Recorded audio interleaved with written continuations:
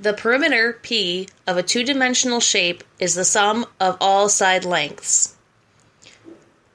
The area A of a two-dimensional shape is the number of square units that can be put in the region enclosed by the sides. Take note, area is obtained through some combination of multiplying heights and bases, which always form a 90-degree angle with each other except in circles. The volume V of a three-dimensional shape is the number of cubic units that can be put into the region enclosed by all the sides. Okay, to figure out a square area of a square, you take the base times the height. The base is down here, the height is right here. And in a square, all the sides are equal. So for example, to figure out, let's say the base is 8 and the height is 8. We would take 8 times 8, and that'll give you the area, and in this case, it is 64. So to figure out an area of a rectangle, we're going to do a similar thing as we did with to figure out the area of a square. We're going to take the area equals the base times the height, or we refer to it as area equals length times width.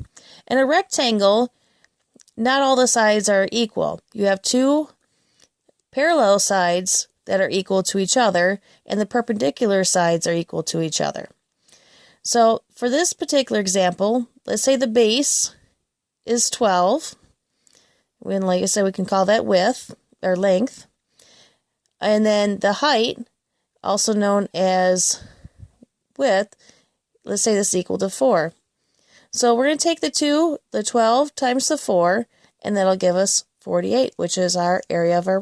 Okay, so to figure out area of a triangle, we're going to take the formula area equals 1/2 of the base times the height. So right here we have a triangle, and we put this dotted line here, so that way we can find out what the height is. The height in this example is 8. The base in this example is 12. So we take those numbers and we plug it in our formula. So we have area equals 1/2 of the base, which is the 12, times the height, which is the 8. When we multiply these together, the area of this particular triangle is 48. Okay, so to figure out an area of a parallelogram, we have the same formula of area equals base times height. Okay, so here we have drawn our parallelogram. We have a dotted line coming down, so that way it makes a right angle, and a 90-degree angle. And so that way we can figure out what the height is. The height of this particular parallelogram is 6. The base in this example is 9. So we plug in those numbers into our formula.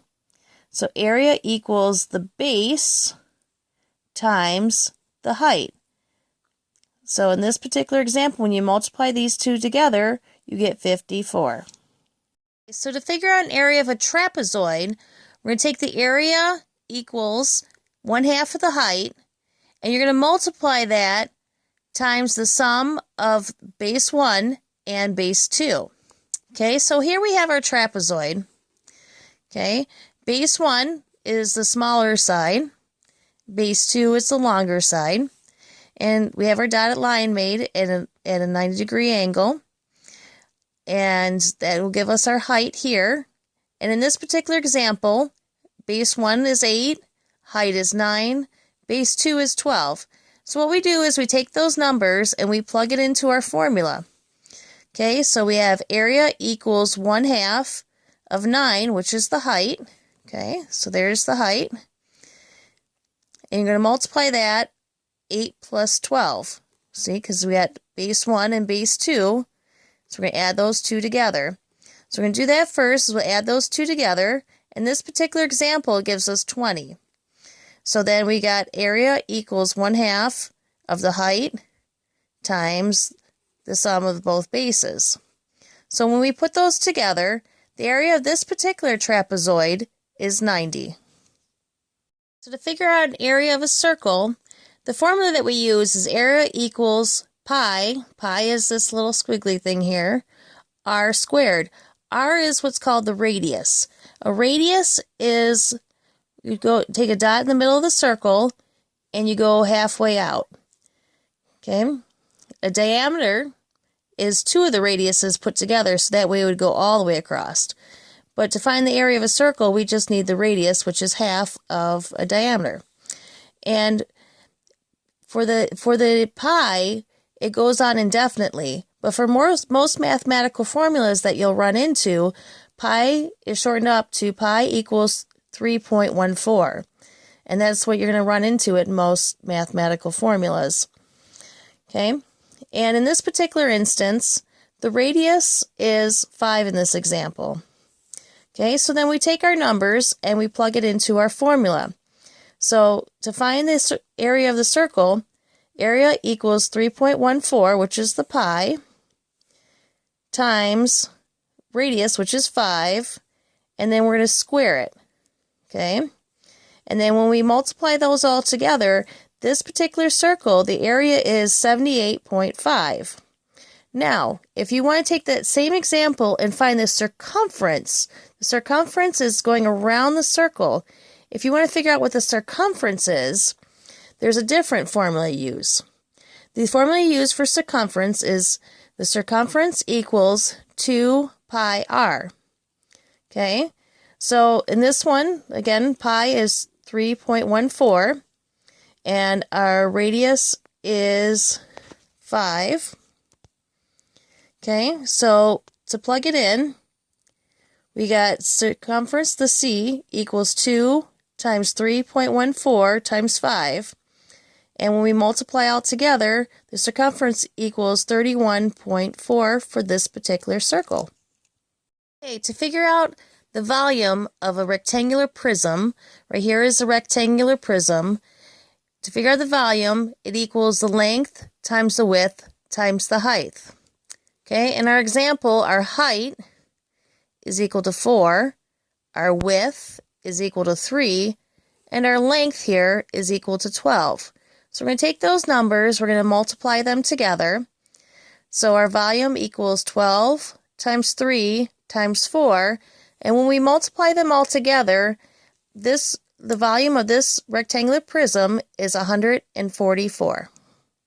Okay, to figure out a volume of a cube, you take the volume equals E3. It's basically the same thing as length times width times height, except in a cube, all your sides are all equal. So in this particular example, all the sides are equal to 8. Okay, so we're going to take 8 times 8 times 8, multiply them together, it equals 512. So to figure out the volume of a cylinder, the formula that we use is volume equals pi r squared times h. R is our radius, h is our height. Pi, like we said before, is equal to, in most formulas, 3.14. Although technically it goes on till infinity, this is what we usually use for most formulas. Okay, so for our example, this is a cylinder. The height of this particular cylinder is 8. The radius, if you look, it looks like a circle. The radius goes from the center out one direction. Diameter would be both ways, all the way across, but we're just looking for the radius. The radius in this one would be 9. Okay, so to plug in our numbers into our formula, V, which is a volume, equals pi r squared, which would be 9 squared, times our height, which is 8. Okay, and as we said before, pi is 3.14, so volume equals 3.14 times 81, which is the 9 squared, times 8. Then we go across and multiply them all together.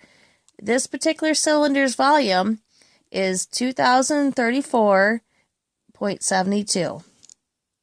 Okay, so to figure out a volume of a cone, the formula that we use is volume equals 1/3 pi r squared h. Okay, the r is the radius. Okay, h is the height. All right, and for pi, for Morse formulas, we use 3.14, even though pi can go on infinitely.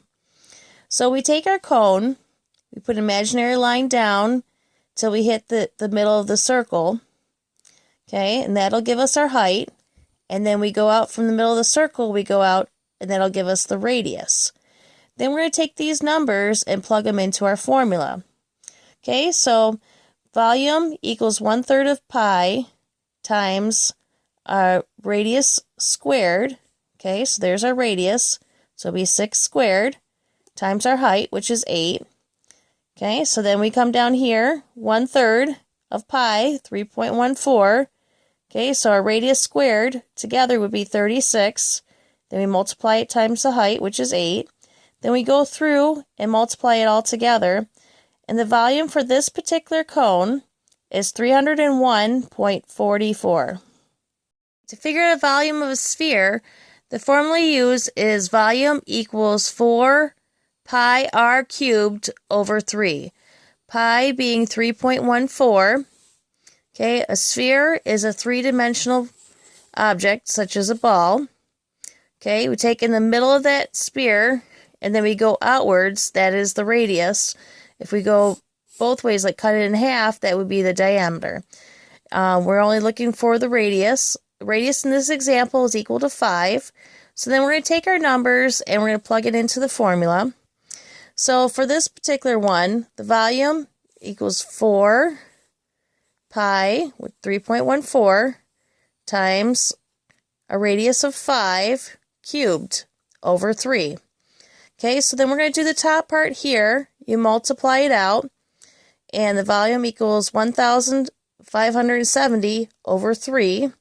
Then we divide those, and the volume for this particular sphere is 523.3.